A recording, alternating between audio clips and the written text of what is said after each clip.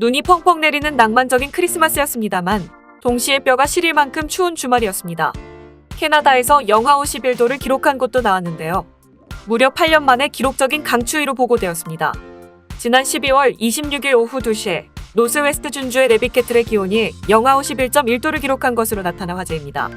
이와 같은 최저기온은 2013년 2월 누나이트의 유레카가 영하 51도를 기록한 이후 처음입니다. 보고에 따르면 캐나다 곳곳에 기상관측소가 설치되어 있긴 하나 그 수에 한계가 있기에 미처 관측되지 못한 더 추운 지역이 있을 수도 있다고 합니다. 레비캐틀에서 그리 멀지 않은 곳에 위치한 데드맨 밸리와 유콘 왓슨 레이크의 경우 26일 오후 5시 기준 영하 47도까지 내려간 것으로 보고되었습니다. 기상청에 따르면 차가운 바람의 영향으로 체감온도는 영하 50도에서 영하 60도였을 것으로 전해집니다. 기록적인 강추위를 기록하고 있는 캐나다 북쪽 지역은 지난주에만 해도 보통 영하 10도에서 영하 30도 정도를 웃도는 수준이었습니다.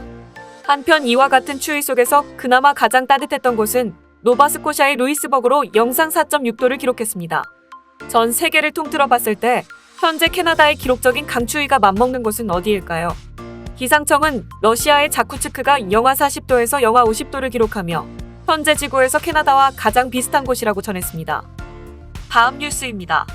관광 및 숙박업 부문은 코로나로 인해 가장 심각한 영향을 받은 분야 중 하나입니다. 오미크론 변종에 대한 불확실성이 지속됨에 따라 업계를 담당하는 연방장관은 국제 여행자들의 이동은 아직 멀었다고 말했습니다. 랜디 부아소노 관광부 장관은 인터뷰에서 코로나 시기에 국제 여행객을 끌어들이기 위해 돈을 사용하고 있는 데스티네이션 캐나다가 그 돈을 가지고 캐나다 국내 여행지를 판매한다고 말했습니다. 적어도 2022년 가을까지는 더 많은 것을 봐야 할 것이라고 답변했습니다. 캐나다에서 국내 여행자는 관광 지출의 78%를 차지합니다. 그러나 해외 방문객은 여행당 평균 1,047달러를 지출하는 반면 국내 휴가는 그중 4분의 1 미만을 지출합니다. 캐나다 관광산업협회의 베스 포터 회장 겸 CEO는 국내 여행은 우리 산업을 다시 활성화하는 데 중요한 단계이지만 해외 여행 중단으로 인한 수입 격차를 메울 수는 없을 것이라고 말했습니다. 이 부문은 코로나 기간 동안 50% 이상 축소되어 코로나 이전의 연간 1,050억 달러 규모에서 현재 약 530억 달러 규모의 산업으로 떨어졌습니다. 이는 국내 지출이 40%, 해외 방문객이 지출한 지출이 87% 감소한 것입니다. 관광산업 관계자는 이 부문이 내년에 3가지 중요한 과제에 직면하게 될 것이라고 말합니다. 첫 번째는 방문자가 돌아올 때까지 단순히 생존하는 것입니다. 두 번째는 여행에 대한 지속적인 제한의 영향이고 세 번째는 전염병으로 인한 노동력 부족입니다. 캐나다 관광위원회에 따르면 2020년에 국가가 폐쇄되고 국경이 해외 여행자에게 폐쇄됨에 따라 관광 부문은 인력의 43%, 약 90만 개의 일자리를 해고해야 했습니다. 일부 일자리는 그 이후로 복귀했지만 올해 첫 10개월 동안 업계의 노동력은 코로나 이전에 고용된 수보다 36만 명이나 적었습니다.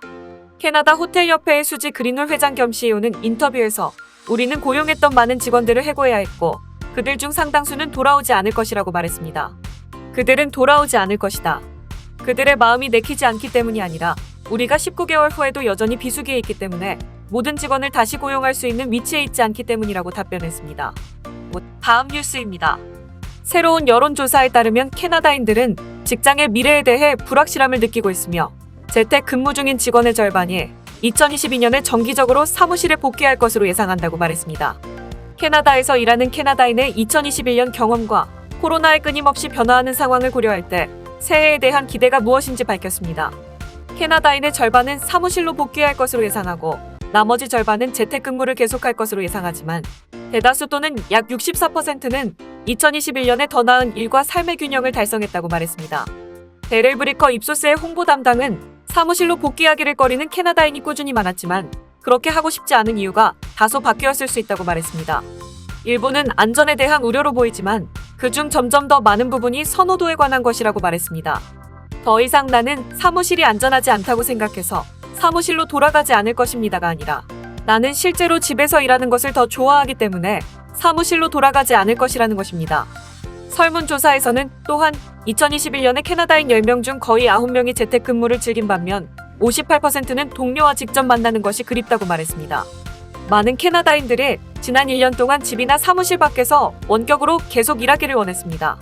캐나다인의 대다수는 재택근무를 하는 동안 일과 삶의 균형이 더 좋아졌다고 말하지만 거의 10명 중 4명은 현재보다 20% 적은 시간을 일할 수 있다면 돈을 20% 적게 벌면 괜찮을 것이라고 말합니다. 브리커는 일과 삶의 균형에 재택근무가 더 낫다고 말하는 사람들이 상당히 많다고 말했습니다. 따라서 그들이 강제로 사무실로 돌아가기 시작하면 고용주와 흥미로운 토론이 있을 것으로 예상한다라고 브리커는 말했습니다. 궁극적으로 캐나다인의 직장 생활의 특성이 지난 1년 동안 계속해서 진화했다고 말했습니다. 다음 뉴스입니다. 지난 24일 금요일 UBC 생명과학센터 안에 코로나19 검사를 받을 수 있는 센터가 새로 열렸습니다. 코로나19 감염 증상이 있는 사람들은 해당 센터를 통해 항원 검사를 받을 수 있습니다. 운영 시간은 오전 9시부터 오후 7시까지 주 7일이며 무료 주차가 가능한 것으로 알려졌습니다. 센터가 새로 열린 데에는 UBC 내 코로나19 검사를 필요로 하는 수요가 많아졌기 때문으로 보입니다. 코로나19 변종 바이러스인 오미크론의 확산으로 캐나다가 비상이 걸린 상황 속에 UBC는 지난 12월 12일 UBC 사우더 경영대학원에서 열린 갈라 행사와 관련해 코로나19 노출 경보를 받은 바 있습니다. 해당 행사는 캠퍼스 밖 지역 식당에서 개최된 것으로 알려졌습니다. 이러한 상황 속에 얼마 전 UBC는 1월에 다시 수업이 시작될 때 기존 수업들을 일시적으로 온라인 수업으로 전환하겠다고도 발표한 바 있습니다. 이에 따라 임상, 체험, 퍼포먼스, 스튜디오 컴포넌트가 포함된 과정을 제외한 대부분의 수업이 1월 24일까지 온라인으로 진행될 예정입니다. 밴쿠버 연안보건당국은 증상이 없더라도 안전하게 머무르며 공중보건 명령을 따르는 것이 최선의 행동 방침이라고 밝혔습니다. 한편 밴쿠버 연안보건당국은 UBC의 토템파크 주민들에게도 코로나19 노출 경보를 발령한 것으로 전해집니다. 다음 뉴스입니다. 코로나19에 감염된 환자가 급증하면서 수술이 연기되는 사례도 늘어나고 있습니다. 노스 밴쿠버에 거주하는 조나단 애덤스는 기도를 열기 위해 코에 삽입해두었던 보철물이 미끄러져 내려와 수면 무호흡증이 생겨 잠 못 이루는 밤을 보내고 있었습니다. 이를 보정하는 수술을 예약했지만 BC주에서 코로나19 환자가 급증함에 따라 수술은 2차례 연기되었습니다. 이젠 이를 환자 수가 최고치를 경신하고 있는 상황이 왔기에 애덤스는 세 번째로 수술이 또 연기될 것임을 예상하고 있다고 전했습니다. 애덤스는 이렇게 반복되는 상황에 대해 자신이 화낼 수 있는 일은 아니라며 짜증은 나지만 작은 수술이 미뤄지는 것 말고 지금 더 많은 일이 일어나고 있다고 말했습니다. 빠르게 확산되는 오미크론 변종으로 인해 코로나19 감염 사례가 급증하고 있습니다만 병원의 입원실은 이를 따라잡지 못하고 있는 상황으로 보입니다. 관계자들은 일주일에 약 3,000건의 수술이 취소되면서 백신 접종 클리닉을 포함한 다른 곳으로 직원들을 재배치하고 있다고 전했습니다. 이 여파로 작은 수술들이 연기되고 있지만 긴급한 수술은 여전히 진행될 것으로 보입니다. 다음 뉴스입니다. CN타워가 토론토의 가장 상징적인 건축물이라는 것에는 많은 분들이 공감하실 것 같은데요. 그렇다면 사람들이 생각하는 CN타워 다음으로 토론토의 상징적인 건물은 무엇일까요? 슬레이트 에셋 매너지먼트의 개발 총괄 이사인 브랜든 도넬리는 자신의 트위터에 CN타워 다음으로 토론토를 가장 잘 상징하는 건물이나 구조물은 무엇입니까? 라는 같은 질문을 올렸고 많은 사람들의 논쟁 끝에 가장 높은 순위를 차지한 곳은 시청입니다. 모더니즘적인 디자인뿐만 아니라 20세기 중반에 성장하는 도시를 대표한다는 점에서도 찬사를 받았으며 영화 스타트rek에도 실렸다는 점에서도 그 의미를 더할 수 있었습니다. 또한 토론토에서 가장 높은 건물 중 하나인 스코샤 플라자도 후보에 올랐습니다.